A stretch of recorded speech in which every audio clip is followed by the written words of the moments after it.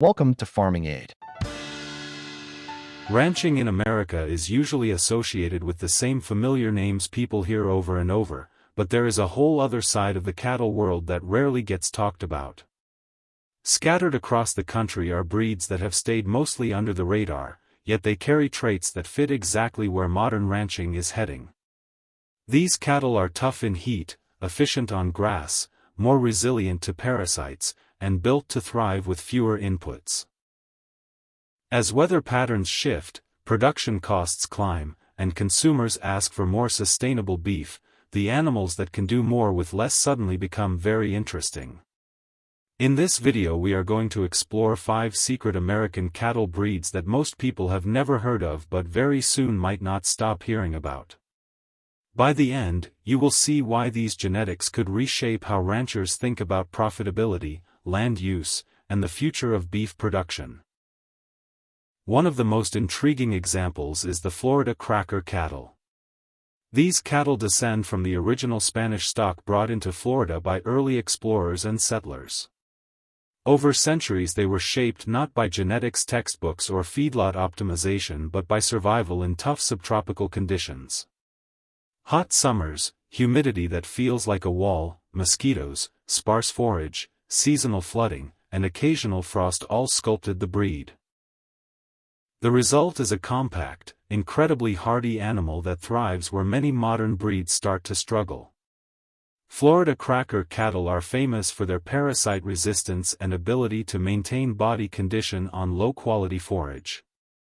They are agile, fertile, and remarkably self-sufficient. In an era where ranchers spend serious money on feed, supplements, and veterinary treatments, animals that can do more with less suddenly make economic sense.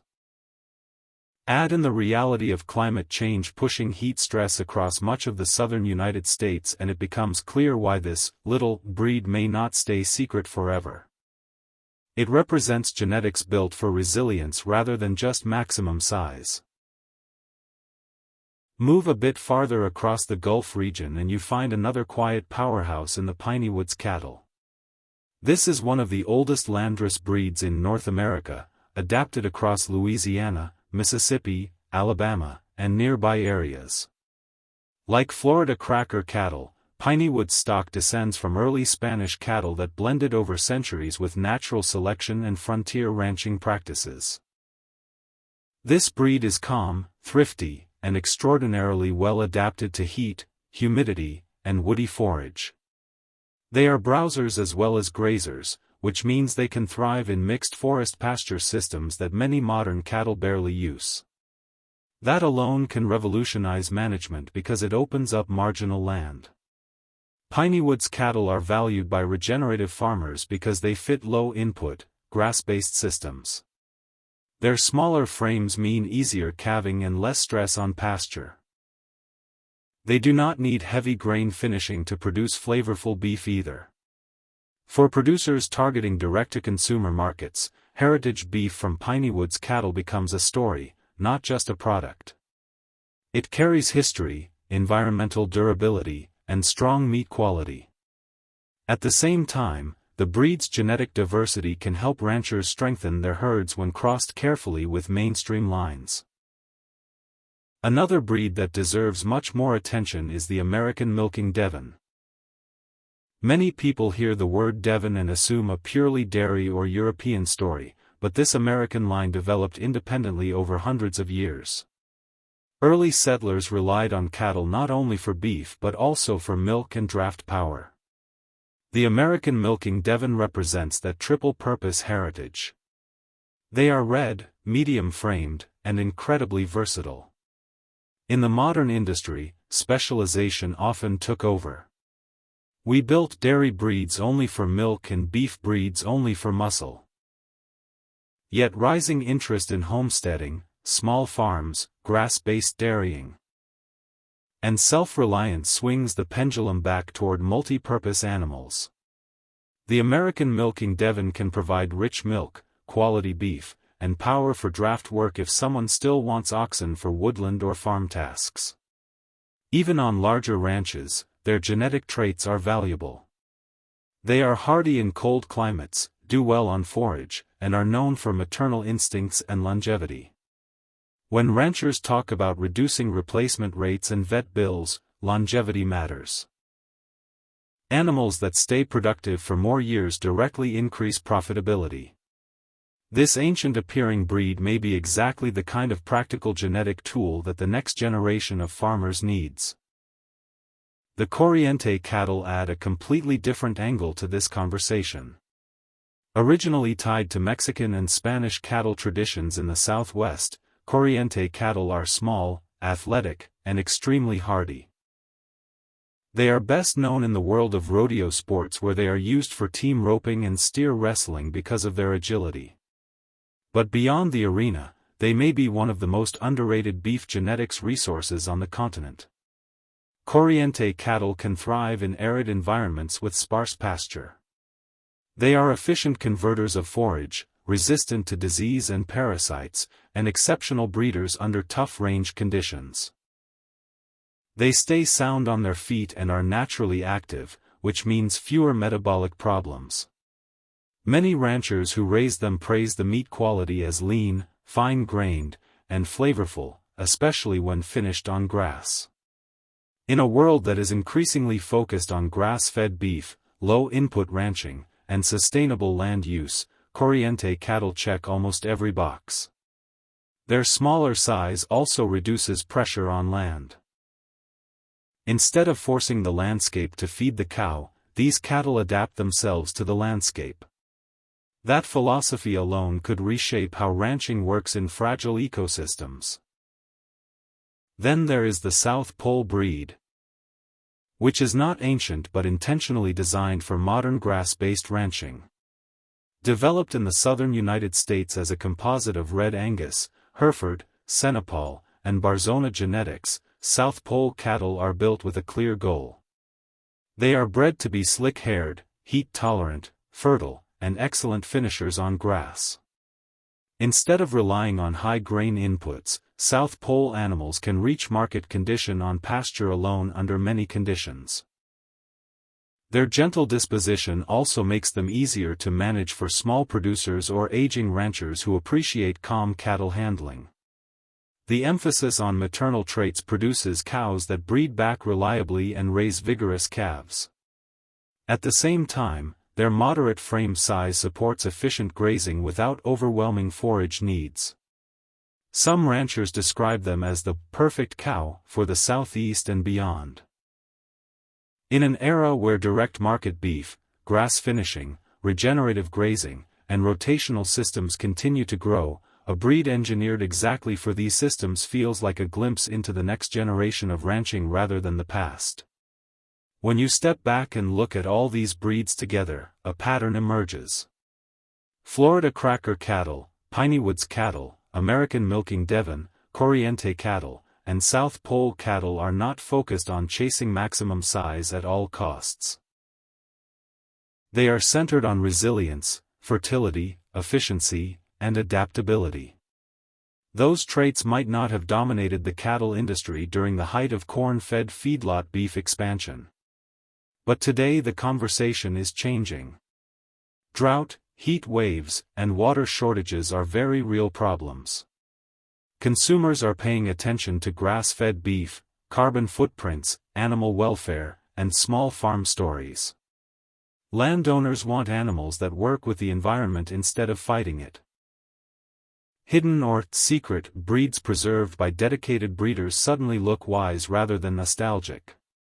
They carry survival genetics that were refined before cheap fuel, synthetic fertilizer, and subsidized feed were common. That genetic library may become one of the most valuable resources in American agriculture. Another reason these breeds could revolutionize ranching is the flexibility they offer in business models. Not every rancher wants to run thousands of head on vast plains. Many operate small to mid-sized operations where personality, direct sales, agritourism, and specialty markets drive profits. Heritage breeds and composite grass-based genetics create a rich story. Customers enjoy learning that their beef comes from Florida cracker cattle adapted over centuries or from Pineywoods cattle stewarded by Southern families for generations.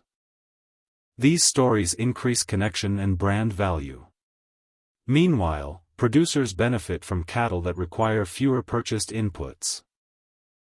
Lower vet bills, fewer calving problems, reduced feed costs, and better adaptability to local forage directly affect the bottom line. Ranching becomes less about chasing commodity prices and more about building resilient systems. There is also a genetic preservation angle. Many of these breeds flirted with extinction at different points. Small populations remain vulnerable. As more ranchers explore them, the gene pools strengthen.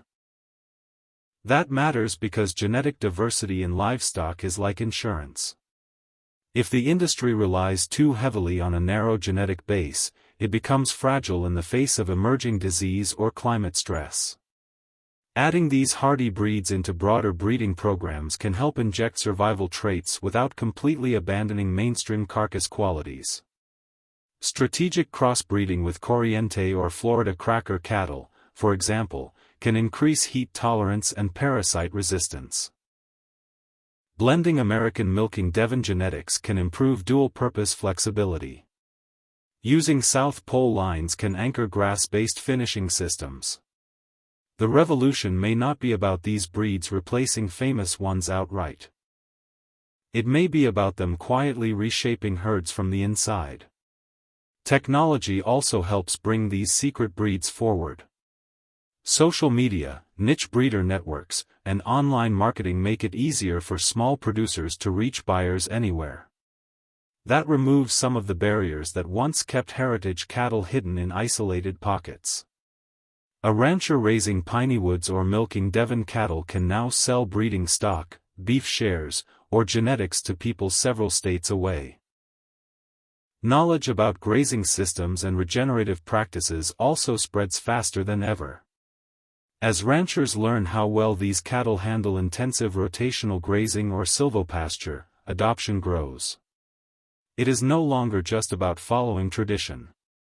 It is about building operations that match modern goals. Beyond economics and genetics, there is also a cultural revival happening. These cattle connect directly to American history. They were shaped by indigenous land management, Spanish colonial herding, frontier survival, and small farm endurance. Raising them becomes a way of honoring that story while also moving agriculture forward. Young ranchers entering the field sometimes feel pushed into industrial models they do not really want. Heritage and composite breeds like Florida cracker cattle, Pineywoods cattle, Coriente cattle, American milking Devon, and South Pole cattle offer another path. They support regenerative grazing, soil building, wildlife coexistence, and community-focused food systems. They turn ranching into stewardship instead of just extraction. So when we talk about the future of ranching, it is not only about bigger equipment, new software, or different feed programs. Sometimes the biggest changes come from genetics that were hiding in plain sight. These 5 secret American cattle breeds remind us that toughness, fertility, efficient grazing, and natural adaptability can be just as powerful as sheer size or fast feedlot gains. They were shaped by real landscapes and real challenges, and that makes them valuable right now as producers face rising costs and unpredictable weather. Whether used as pure breeds or as part of smart crossbreeding programs, they offer tools that can make herds more resilient and operations more profitable. If you are a rancher, a homesteader, or just someone who loves the cattle world, it is worth paying attention to these breeds that most people still overlook. Thanks for watching, and if you enjoyed this breakdown, like the video, subscribe to the channel, and let me know in the comments which of these cattle you think has the most potential for the future of ranching.